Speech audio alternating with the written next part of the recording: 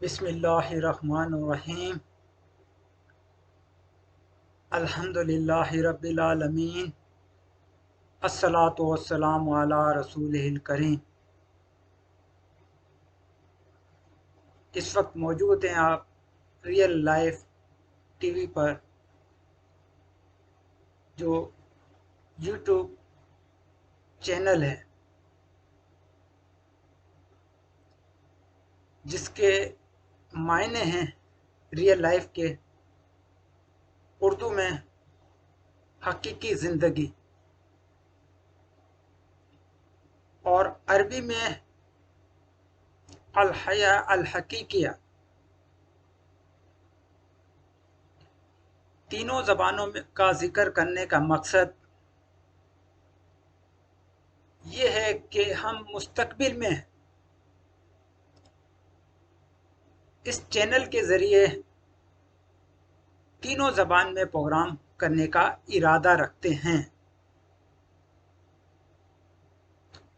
English international ज़बान है, इसलिए रियल लाइफ का इंतखाब किया गया।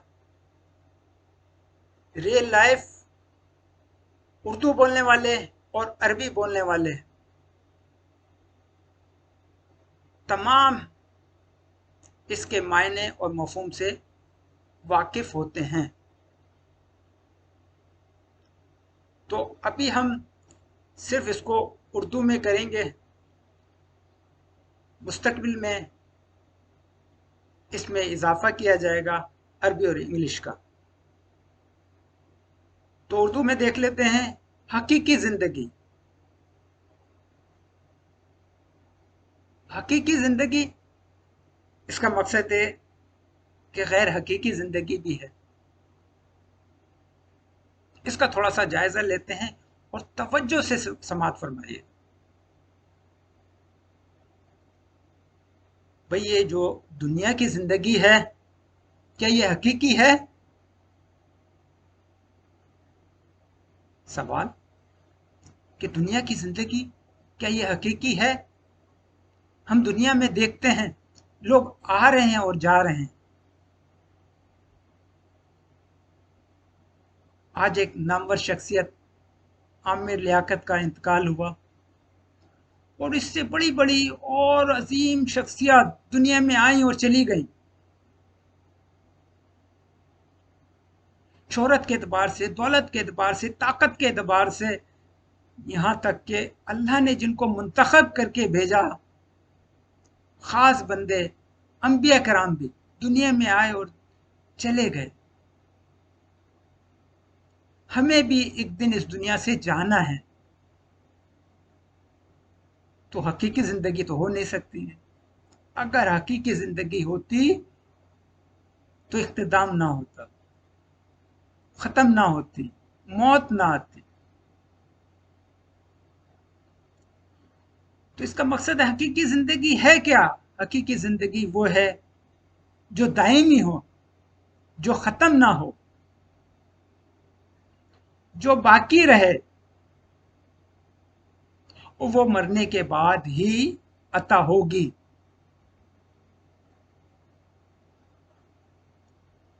तो उसको हासिल करने का तरीका क्या है, इसको थोड़ा सा समझ लेते हैं। अल्लाह ताला ने इंसान और बेशुमार मखलूक और ये दुनिया तख्लीक की।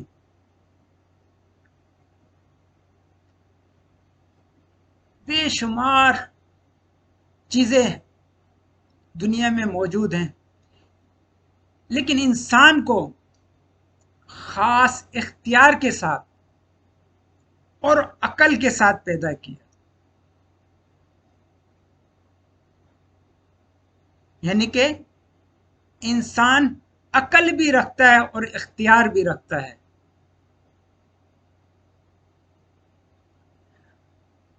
अब अल्लाह ताला ने इस दुनिया में जो हमें भेजा है, वो इसलिए भेजा है कि हम अपने अकल का इस्तेमाल करें और दुरुस्त रास्ते पर चलें। وہ درست راستہ ہے کیا؟ وہ درست راستہ وہی ہے جو ہمارے اللہ نے ہمیں بتایا.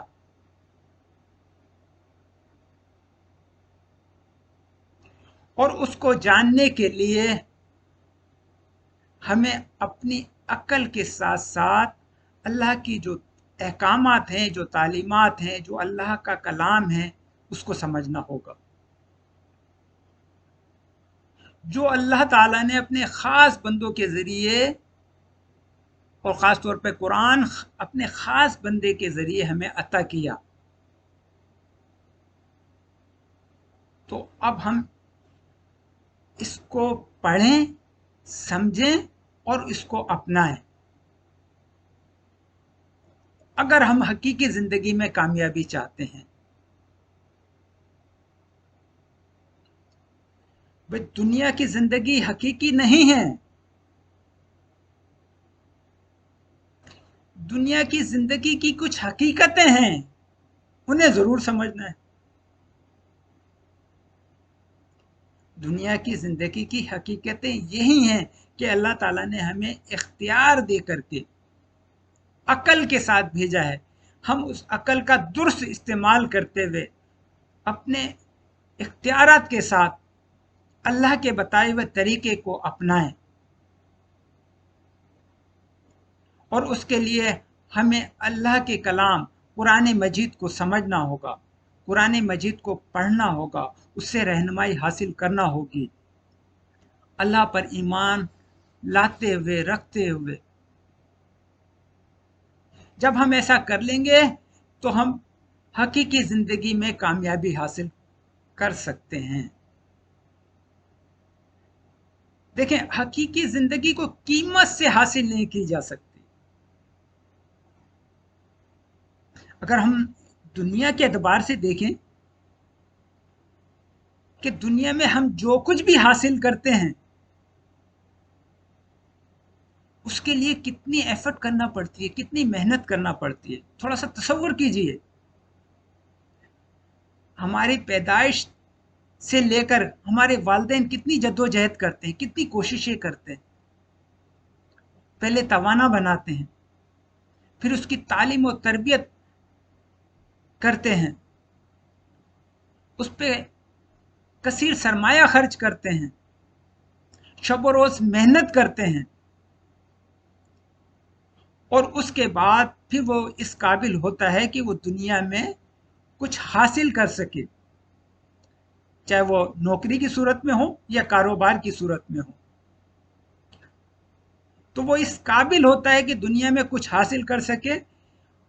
اور دنیا میں سے کچھ لوگ کم اور کچھ زیادہ حاصل کرتے ہیں، اور یہ ایک تسلسل ہے جو چلا آ رہا ہے. لیکن پوری دنیا کوئی حاصل نہیں کر پاتا. حالانکہ خواہش تو بہت سارے لوگوں کی ہوتی ہے، خواہش تو سب کی ہو سکتی ہے، لیکن پوری دنیا کوئی نہیں حاصل کر سکا اور نہ کر سکے گا. لیکن بالفرض کر بھی لیا تو وہ دائمی نہیں ہوگی. جس طرح سے انسان کی زندگی دائمی نہیں، اسی طرح سے یہ دنیا بھی دائمی نہیں، اس کو بھی ایک دن ختم ہو جانا ہے. تو ہمیں حقیقی زندگی کی طرف توجہ رکھتے ہوئے دنیا میں زندگی گزارنا چاہیے. جس طرح سے منزل پہ جانے کے لیے آدمی مسافر سفر کرتا ہے، راستے میں اچھی بری سب چیزیں آتی ہیں، ان سے گزرتا ہوا منزل کی طرف پہنچ جاتا ہے. اسی طرح سے یہ دنیا بھی مسافر خانہ ہے. اس دنیا کی رنگینیوں میں گم نہیں ہونا ہے. ٹارگٹ ہمارا حقیقی زندگی ہونا ہے. حقیقی زندگی ہے کیا؟ جہاں موت نہیں آئے گی،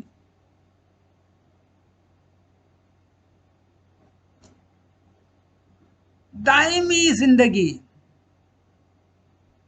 پھر دنیا کی زندگی میں تو ہم چھوٹی چھوٹی چیزوں کے لیے ایفرٹ کرتے ہیں، کسی میں کامیابی ہوتی ہے کسی میں نہیں، لیکن حقیقی زندگی میں وہ سب کچھ ملے گا جو آپ چاہیں گے۔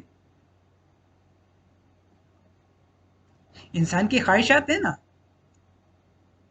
ایک چیز حاصل ہوتی ہے دوسری چیز کی خواہش پیدا ہو جاتی ہے، دوسری چیز حاصل ہوتی ہے تیسری چیز کی خواہش پیدا ہو جاتی ہے، یہ نہ ختم ہونے والا سلسلہ ہے۔ لیکن دنیا کی زندگی میں انسان کے پاس وسائل نہیں ہوتے، خواہشیں رہ جاتی ہیں، دنیا اور زندگی ختم ہو جاتی ہے۔ لیکن حقیقی زندگی میں ایسا نہیں ہوگا، آپ کی خواہشیں بڑھتی چلی جائیں اور اللہ تعالیٰ کے انعامات مہیا ہوتے رہیں گے، اس میں کوئی کمی نہیں آئے گی۔ تو اتنی زبردست زندگی، جو چاہیں گے وہ پائیں گے، جوان رہنا چاہتے ہیں جوان رہیں گے، خوبصورت بیویاں چاہتے ہیں خوبصورت بیویاں ملیں گی، اور جو عورتیں خوبصورت شوہر چاہتی ہیں خوبصورت شوہر ملیں گے، وہ سب کچھ ملے گا جو چاہتے ہیں وہ پوری ہوں گی۔ مگر اس کے لیے ہمیں کرنا کیا ہے؟ اس کی قیمت تو ہم ادا نہیں کر سکتے، دنیا میں کی زندگی کی قیمت ادا نہیں کر پا رہے جو عارضی ہے، تو آخرت کی جو حقیقی زندگی ہے دائمی ہے اس کی قیمت کیسے ادا کر سکتے؟ تو یہ ملے گی کیسے؟ یہ ملے گی صرف اسی طرح سے کہ ہم اپنے اللہ کو مانیں، اس پر یقین رکھیں اور اس کا شریک کسی کو نہ ٹھہرائیں، اس کے علاوہ کسی کی عبادت نہ کریں۔ اور جب ہم یہ کر لیں گے تو پھر ہم اس کو جب یکتا مانیں گے، اکیلا مانیں گے، اس جیسا نہیں مانیں گے، تو پھر اسی کی مانیں گے، کسی اور کی نہیں مانیں گے۔ اور جب ہم یہ کر لیں گے تو اس کا فائدہ ہمیں دنیا میں بھی حاصل ہوگا، ایک بہترین نظام کے تحت ہماری زندگی بن جائے گی۔ نظام بڑی اہمیت کا حامل ہوتا ہے۔ میں پاکستان سے عمان کے شہر سلالہ میں اس وقت موجود ہوں، 4 ماہ مجھے گزر گئے ہیں یہاں پر۔ یہاں کے نظام کو دیکھ کر میں بہت خوش ہوتا ہوں، پرسکون زندگی ہے۔ کس وجہ سے؟ کہ یہاں کے نظام کی وجہ سے۔ پاکستان میں اتفاق سے کہ اچھے حکمران آئے نہیں جنہوں نے اچھا نظام دیا ہو، ایسے حکمران آئے جنہوں نے اپنی جیبیں بھری، کرپشن کی، ملک کو نقصان پہنچایا۔ اگر وہ لوگ بھی عمان کی طرح ملک کو بناتے سنوارتے تو پاکستان میں بھی آج بہترین نظام قائم ہوتا۔ عمان میں قانون کی بالادستی ہے،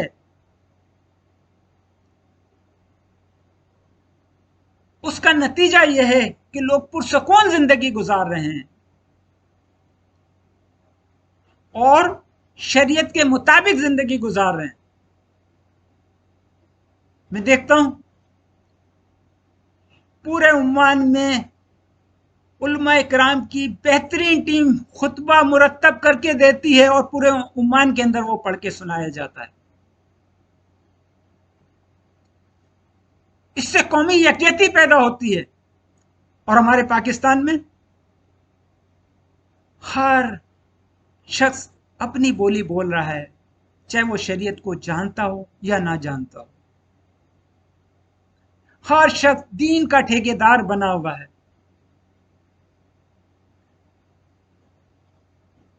ریئل لائف کا مقصد حقیقی زندگی متعارف کرانا ہے، حقیقی زندگی بیان کرنا ہے۔ اسی مقصد کے لیے یہ یوٹیوب چینل ریئل لائف کے نام سے بنایا گیا ہے۔ ہم دعا کرتے ہیں اللہ تعالیٰ سے کہ اللہ تعالیٰ ہمیں اس نیک مقصد میں کامیابی عطا فرمائے اور حقیقی زندگی کے بارے میں لوگوں کو زیادہ سے زیادہ معلومات فراہم کرنے کی توفیق اور صلاحیت عطا فرمائے۔ آمین۔